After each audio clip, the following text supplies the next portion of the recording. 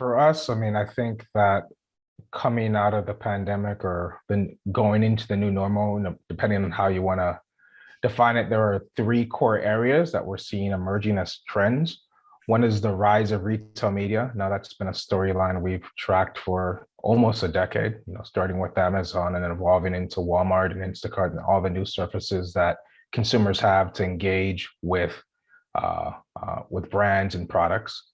The next is the future of measurement, with the changes that are happening with iOS 15, the potential cookie deprecation with Chrome, although we're still waiting to get official word on that front. The future of measurement absolutely is another storyline we're tracking. And then finally, understanding the impact of what is being popularly known as the metaverse. We're probably a fair amount of time away from everybody donning VR headsets and AR headsets and walking around the world.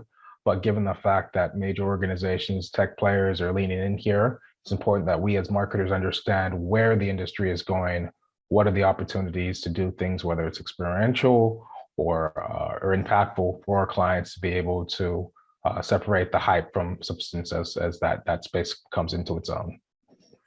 All right, maybe we could take each one of those and give in turn so that I'll have a question on each of them. Mm-hmm. So for retail media, this is a space Amazon had a huge head start in terms of bringing its data to market. Now they have a big ad business derived from their incredible e-commerce data. And you have new players who you referenced a moment ago. Could you just sort of give us a sense of how you assess all of the new companies that are coming in, trying to seize this opportunity, and whether you think that all of them together add up to more than a pinky's worth of the data that Amazon is able to bring to bear? So it's interesting with retail media is because obviously you have Amazon, but in terms of the newer emergent offerings, you have two classes of competitors. Right, you have your traditional retail organizations, which I would argue, even though they're new to digital, they've been around for a long time in terms of trade marketing and shopper marketing. And so when you take a look at a product listing page or a search result page on a Walmart or a Target, your sponsored listing is no different than an end cap. It just happens to be digital. And so really the conversation you're having there with brands is, are you taking trade dollars and shopper marketing dollars and bringing them over to digital, and what's the impact? Do these dollars make more sense to be in trade? Do these dollars make more sense to be in shopper marketing? And then you have the class of newer platforms and applications, applications like Instacart, the Uber Eats, the Gopuffs of the world. And really what you're thinking about here is true incrementality. Is this a new discovery engine? Are people looking for new products there? Are you able to increase your brand recall, or is this kind of a mercenary play where this is a tax that you don't have to play if it doesn't make sense? And I think that conversation around media planning across the various different aspects of retail media, that's really where the most value is going to be derived this year, because honestly, the big guys don't know, the small guys don't know, and everybody's asking for your dollars. The opportunity is really to be able to make sense out of the different options that are in front of you. All right, great. Now on measurement, you use the word incrementality there. There's this trend towards some of the sort of what we think of as old school methods of measurement. Let's go dust off media mix modeling and some methods that are not reliant on user level IDs or device IDs. Mm-hmm.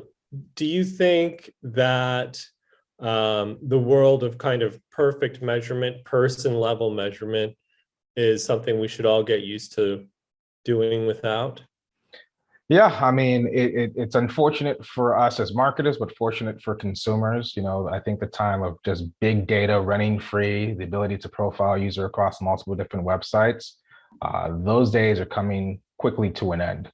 I think that in terms of figuring out what modeling looks like, the biggest difference between 2006 and 2022 is that we have machine learning with us. And so a lot of the models, the incrementality studies, the lift studies, the geo splits that you might have done in the past with a spreadsheet if you were lucky, or by hand if you were a little bit more old school, we now have the ability to do some of that measurement with machine learning. We can understand kind of lifts more nuanced than we have in the past.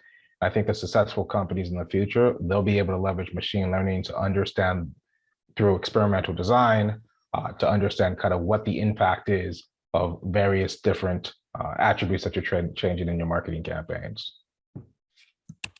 Okay, wonderful. Now, this metaverse thing, you know, recently in the press, we have Microsoft acquiring Activision.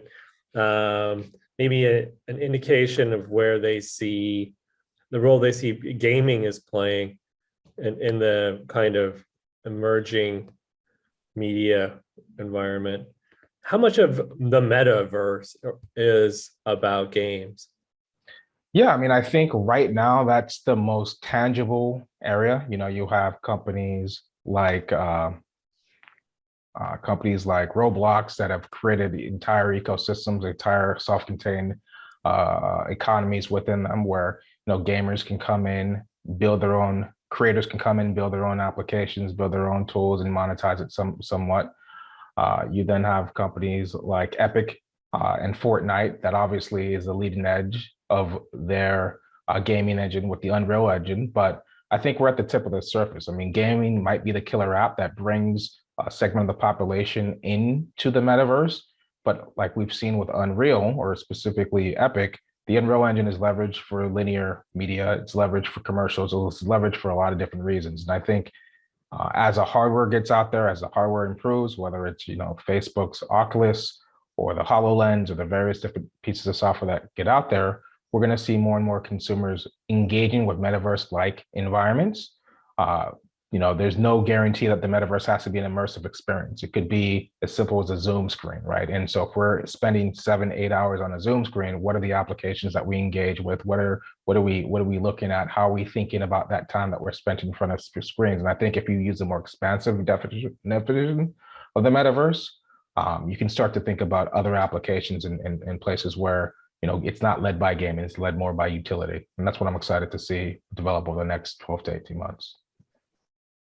All right, now you recently took part in a Mediaocean discussion around sort of inclusivity and DEI initiatives. And I wonder if you could talk for just a minute about sort of the strategic rationale for strong inclusivity mandate in advertising. I mean, not just why does it need to happen from an equity standpoint, but why should it happen from a business standpoint? Yeah, I mean, I think that because of some of the changes that we had, we've been in a world over the last 12 years where the algorithm could just figure out your audiences, right? You could throw up, $100,000, $1 million on Facebook, and because you had big data, because you had the pixel everywhere, Facebook would find out your micro niche audiences, figure out how to match the right advertising creative with the right audiences, and drive discovery and product discovery and conversion that way. I think diversity, the imperative around diversity is really about having a chorus of different viewpoints in the room so that the personal experiences of one group of people doesn't necessarily reflect the marketing opportunities in front of a product.